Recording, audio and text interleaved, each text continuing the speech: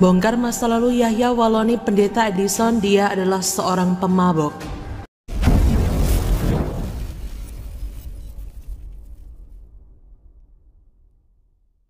Yahya Waloni merupakan sosok pendakwah yang akhir-akhir ini kerap disoroti publik karena isi dakwahnya yang cukup kontroversial. Yahya Waloni dianggap menjadi salah satu orang yang tak bertoleransi sesama umat beragama. Bahkan, Yahya Waloni tak segan menyinggung agama Kristen dengan menyebut Yesus merupakan nabi gagal. Kata Yahya Waloni dikutip dari terkini.id, dari 123.999 nabi gagal menuntun manusia ke jalan yang lurus, ke jalan agama yang tauhid. Hanya satu yang berhasil, Nabi kita Muhammad SAW. Pendeta Edison mengungkapkan cerita masa lalu Yahya Waloni melalui video YouTube yang diunggah pada kanal pribadinya. Dalam video tersebut ia menyampaikan bahwa dahulu sebelum mu'alaf, Yahya Waloni merupakan seorang pemabuk. Kata Edison, "Saya mau katakan dia itu waktu pertama datang ke gereja kami di Manado dalam keadaan mabuk, ternyata saudaraku manusia ini pemabuk." Kata Edison, seperti dikutip dari Hobbes, Rabu 3 Maret 2021. Edison menceritakan pada waktu itu ia sedang memimpin khutbah di depan jemaat, tiba-tiba Yahya Waloni datang dengan keadaan menangis. Dia berkata, saat dia datang, saya ketika itu tengah berkhutbah, dia datang dengan tiba-tiba dalam keadaan mabuk dan langsung menangis di depan jemaat. Pada saat itu, kata Edison, Yahya Waloni membawa surat nikah, kemudian dia menyobek surat nikah tersebut di hadapan para jemaat. Hal itu tentu saja membuat jemaat heran dengan kedatangannya secara tiba-tiba tersebut dan tingkahnya. Dan dia sedang memegang kertas yang sedang tersobek-sobek. Setelah saya teliti bersama hamba Tuhan yang lain, itu ternyata surat nikahnya yang telah ia sobek-sobek, kata Edison. Selain itu dalam video tersebut Edison juga sempat menunjukkan video lain yang juga diduga pernyataan dari kawan Yahya Waloni di Balikpapan. Selaras dengan pernyataan pendeta Edison, dia juga membeberkan bahwa Yahya Waloni merupakan seorang pemabuk. Kata Edison, dia itu adalah seorang pemabuk, saudara-saudara. Sebelumnya Yahya Waloni memang pernah mengakui dulu adalah seorang pemabuk. Ia menceritakan hal ini dalam video yang diunggah di kanal YouTube Ustadz Yahya Waloni Official. Ia mengungkapkan bahwa berdasarkan pengalaman pribadinya, dia menjelaskan bahwa mengkonsumsi miras bisa berakibat pada rusaknya saraf-saraf di otak-otak, bahkan memiliki efek yang berdampak dalam jangka waktu yang panjang. Pernyataan Ustadz Yahya Waloni yang menyebut dirinya sengaja menabrak anjing karena binatang itu dianggapnya najis, dikecam warganet dan sejumlah ustadz. Salah satu tanggapan yang cukup menarik perhatian publik adalah tanggapan dari Ustadz Ahong. Ustadz Ahong menjelaskan pandangan sejumlah mazhab dalam Islam terhadap anjing. Ia juga menyampaikan sebuah cerita tentang pertemuan seorang sufi dengan seekor anjing. Di lain hal, dulu Ustadz Yahya Waloni memeluk agama Kristen. Kisah Ustadz Yahya Waloni pindah agama dia ceritakan dalam beberapa kesempatan ceramah. Ustadz Yahya Waloni pun ganti nama dari Yahya Yopi menjadi Muhammad Yahya.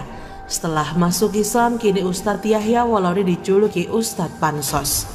Pegiat media sosial Denny Siregar menanggapi pernyataan pendakwah Ustadz Yahya Waloni yang mengaku sengaja tabrak anjing karena menganggap hewan peliharaan itu najis. Lewat cuitannya di Twitter Minggu 14 Februari, Denny Siregar menilai sosok Ustadz Yahya Waloni hanya bermodalkan bacot. Kata Denny Siregar, orang model-model Yahya Waloni ini cuman model gede bacot doang. Ia pun menyebut Yahya Waloni sok keras saat menyampaikan ceramahnya terkait pengalamannya menabrak anjing tersebut. Sok keras, kata orang Medan. Padahal sekali kejepit, kaing-kaingnya kedengaran sampai negeri seberang. Tutur Denny Siregar. Gus Najih sindir Ustadz dadakan dari kalangan mu'alaf, cukup meresahkan.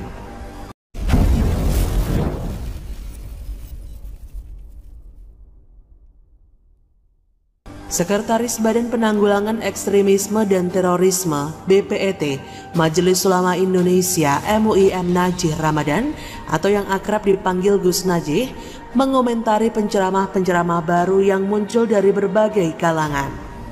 Najih menyebut para penceramah ini muncul mendadak baik dari kalangan artis, mantan preman hingga para mu'alaf.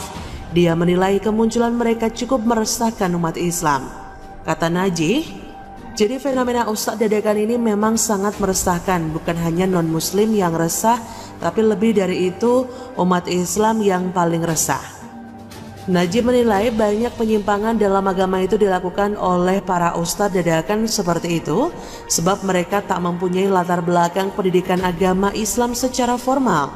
Dia berkata, banyak penyimpangan dalam agama itu dilakukan oleh seperti ini yang tidak punya kapasitas dalam menyampaikan agama apalagi menyandang gelar ustadz. Menurutnya, penceramah ini menjamur dikarenakan tak ada aturan hukum yang mengatur hal itu, sehingga kemunculan mereka tidak bisa ditindak. Kata Najih, gelar ustadz ini adalah gelar yang paling mudah didapat. Orang paling mudah menyamar jadi ustadz, karena menyamar jadi ustadz tidak ada pelanggaran hukum. Ia mencontohkan para ustadz dadakan dari kalangan mu'alaf yang menyebarkan pemahaman kontradiktif, seperti Yahya Walloni, Felix Xiao, hingga Irena Handono. Kata Gus Najih, kalau kita lihat beberapa mu'alaf yang menyandang gelar atau mengustadkan diri, tapi kemudian dakwahnya meresahkan seperti misalnya Felix Xiao, tentu saja ya, di mana dalam beberapa kasus Felix yang juga baru saja mengenal dengan Islam, tetapi tiba-tiba mengkafirkan negara ini. Kemudian juga ada Irena Handono sampai dengan juga Yahya Walloni. Sementara kata Gus Najih, dalam perspektif hukum ceramah pendakwah kontroversial itu patut untuk diselidiki aparat berwajib. Dia berkata, namun jika menilai dalam perspektif hukum maka perlu penyelidikan polisi. Menurutnya apa yang disampaikan Ustadz mu'alaf tersebut cenderung menyakitkan bagi sesama umat muslim. Dia berkata, kami sesama muslim saja merasakan hal itu menyakitkan dan semoga hal ini tidak terjadi lagi. Mengutip dari suara.com, Gus Najih dalam tayangan video itu juga berpendapat bahwa adanya fenomena ustadz dadakan yang meresahkan masyarakat, baik umat Islam ataupun Kristiani, yang paling merasakan dampaknya adalah umat Islam itu sendiri. Kata Gus Najih, banyak penyimpangan yang mana menyampaikan tidak memiliki kapasitas menyampaikan. Sekretaris BPET Majelis Ulama Indonesia ini juga menilai bahwa ustadz adalah profesi yang rentan dibajak dan disamarkan oleh banyak orang. Kata Gus Najih, kita menyadari betul profesi ustadz mudah dibajak. Dari mantan artis, mantan preman bisa dipanggil ustadz. Dari artis menjadi ustadz dan ustazah, lalu kapan mereka belajarnya? Bagaimana menurut Anda?